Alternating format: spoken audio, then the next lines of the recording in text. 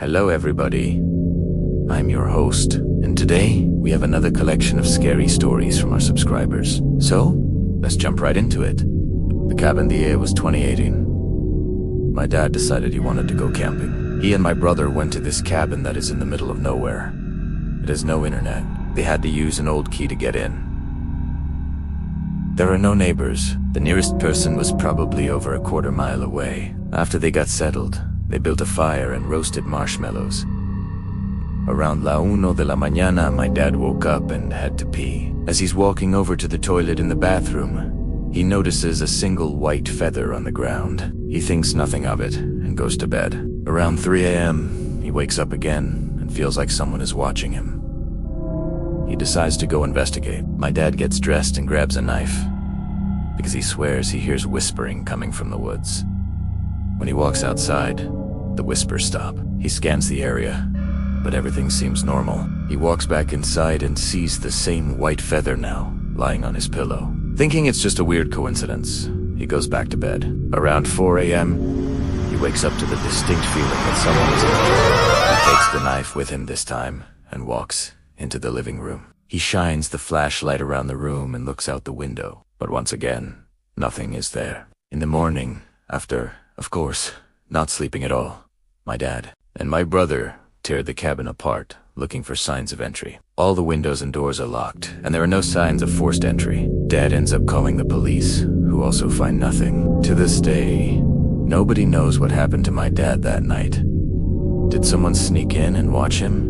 Why did they leave? And how did they get in? 300 years old when I was a teenager. My mom worked nights and slept during the day. Our house was huge.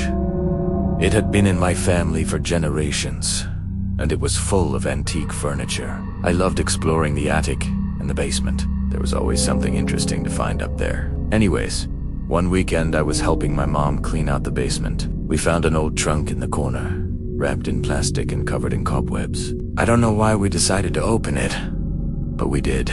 Inside, nestled in layers of tissue paper, was a small doll. It was about 18 inches tall, made of porcelain, with a yellowed silk dress and bonnet. It was pretty creepy looking. We decided to put it back in the trunk and close it. Well, that's when we noticed the writing on the lid. The writing read, "Do not open until your 300th year."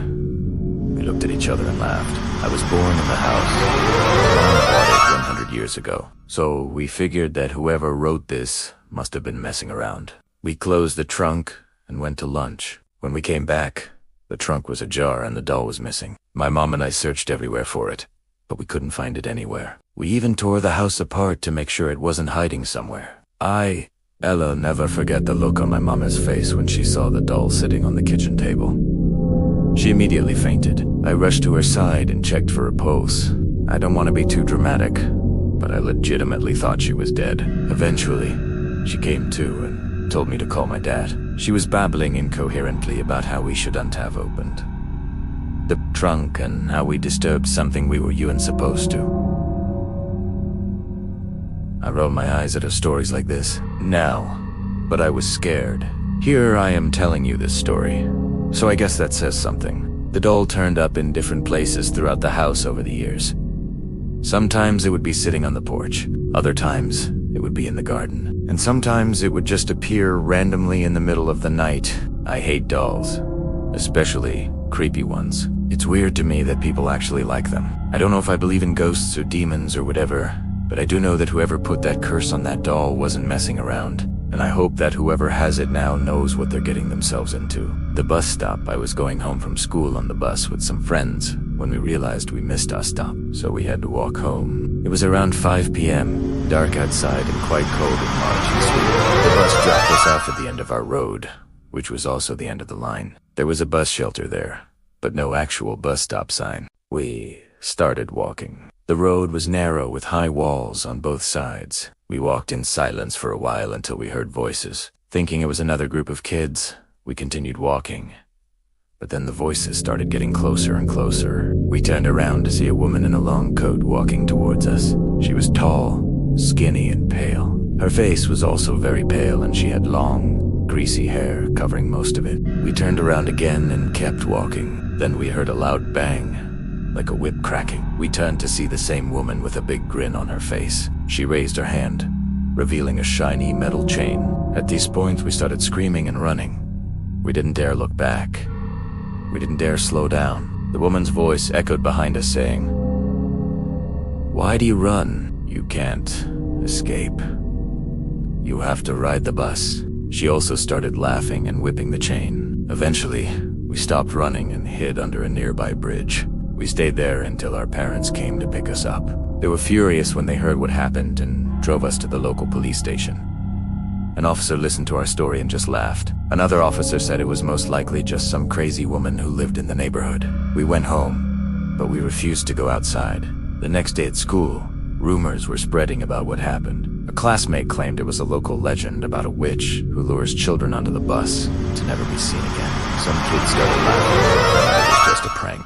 But when I looked into their eyes, I knew they were lying. Everyone knew what happened to me, and they were too afraid to talk about it. I never got over this experience, and I don't think I'll ever go outside again. Dinner time, it was late at night when I was babysitting my little sister. She had a fever and was having trouble sleeping, so I went with her to her room. I laid her down and promised her I wouldn't leave her alone, and true to my word, I stayed in her room for a couple of hours. But I eventually got really tired. I don't remember exactly what time it was, but I do remember that it was in the middle of the night. I lay down on her bed and pretended to sleep, but every time I closed my eyes, I could hear my sister screaming, "Help me." I freaked out and immediately went to the bathroom to puke. Once I got over the panic, I remembered that my sister sleeps with a nightlight, which I had forgotten to turn on when I laid her down. I raced to her room to check on her and found her asleep with a blank, emotionless stare. But the scariest part was that her nightlight was turned on, but the room was completely dark. I'll never forget the way the nightlight cast those eerie shadows on her face. It was terrifying. I don't know what happened that night, but I have never babysat since. That was the end of the episode. And as always, I'll see you next time. Bye.